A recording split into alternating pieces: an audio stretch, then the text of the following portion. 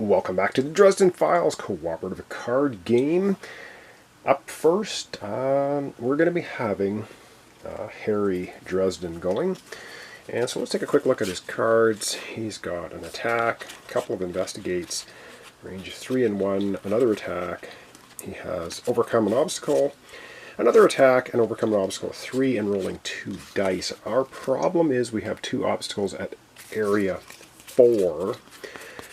And we don't have any spent fate to bring back, which is a little unfortunate. So I'm going to have to do a little bit of thinking here and decide what we want to do with Harry. And we can't attack either of these guys, either because we have not gotten rid of this obstacle, which means we cannot attack the loup-garous. Wow. Alright, I'm going to have to think and then come right back. Okay, I've decided what I want to do with Harry Dresden. We can attack the street wolves here. They have 5 hit points. When defeated, remove 1 clue from any one case. We do have this attack card. It's going to cost us 5 fate to play it.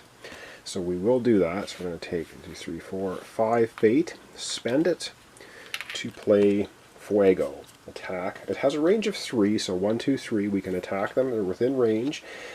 We're going to be doing 4 hits, and we roll 1 of the dice. So we might get 5 hits total, take them out. We might get just 4. We might get 3. So we're going to take a chance.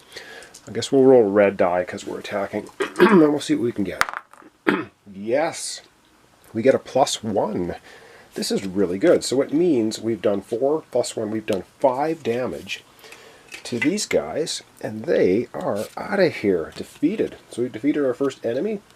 Very cool. 5 hits, gone. And it says, when defeated, remove 1 clue from any one case. Well, unfortunately, we do have to remove 1 of the clues from which wolf is which, but that means everything else is sliding down, which means now that the obstacle here to be able to attack these guys is in area 3, not 4. It's all good.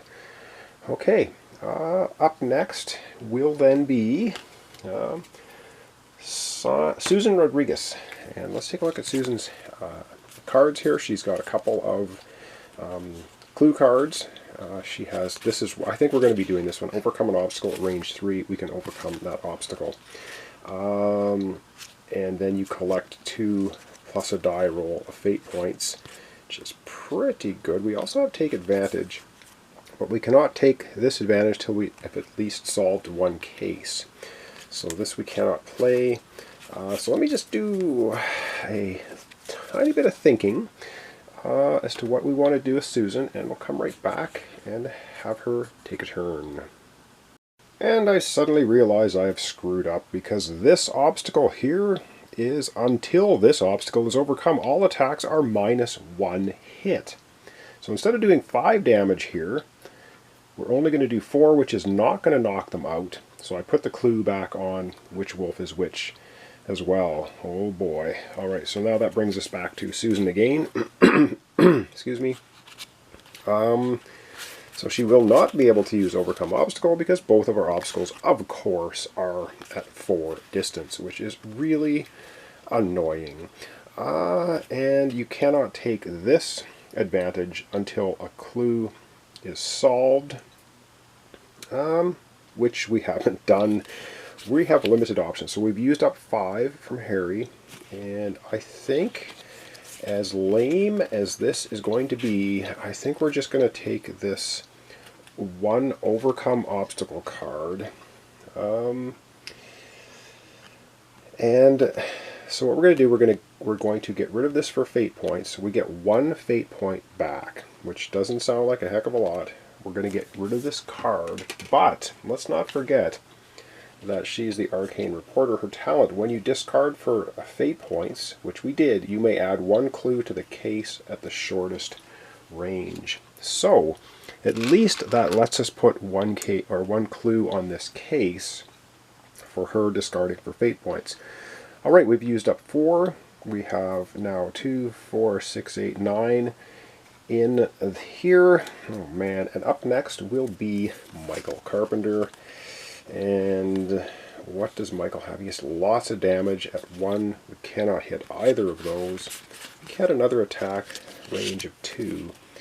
3 hits. That's a bit of a waste of 3 hits, though.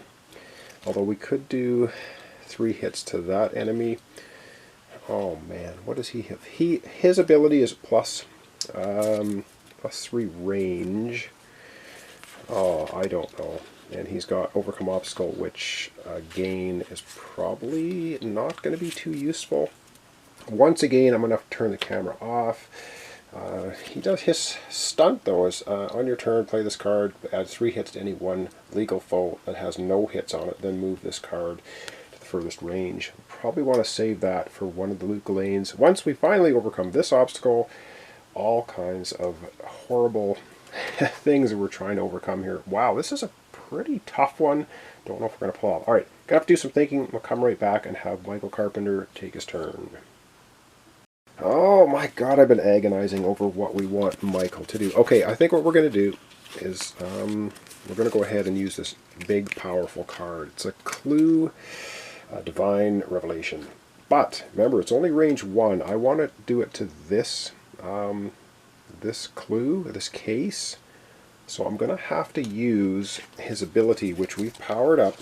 You may flip this card over, giving that, you get +2 range to any card, and then you flip it over again. So we're going to have to, we've used that ability now, we'll have to power it up again, but this is going to make this a range 3. We're going to add 5 clues, but it's going to cost 5 plus 1 die. Let's use a blue die. Let's hope it's a negative, costing us less. Yes, that was awesome. Because instead of costing us 5 to play this card, now it only costs us 4. That was actually good luck. And we're going to add 5 clues to anything within range 3, which is also pretty darn good. So we're going to take 5 clues and we're going to add it to this case right here, which now has 6 clues on it, which is good stuff. I think, unless I've made a mistake, but I don't think so. I think I've done everything the way I should. So this is where we're going to sit at the end of our episode for today. We only have 5 fate points left in our pool. We've got 2, 4, 6, we've got 8 spent fate points. Harry will be going up next at the beginning of our next episode. And we've got 4 damage on these guys. Once again, to win the game, I'll read it from the top of the card. It makes more sense than me trying to explain it. Basically says players score 1 point for each solved case. Okay, makes sounds pretty simple. And the game scores 1 point for each undefeated foe, and the game wins on ties. So, in a nutshell, we need to. I'd like to solve 3 cases and have only 2 foes remaining. That would win us the game. However, is that going to be easily done? I don't know. That's looking pretty nasty so far. Alright, when we come back, we will continue, starting of course with Harry, then Susan, then Michael. Like I said, it's going to be very short episodes because I really don't have much time at all, so I hope that's okay. Or at least I can get an episode out a day for this series. So thanks so much for watching along. Thanks for your comments, subscriptions, and likes. I really appreciate it. Join me next time for the continuation, Harry Dresden Files cooperative card game. I'll see you then.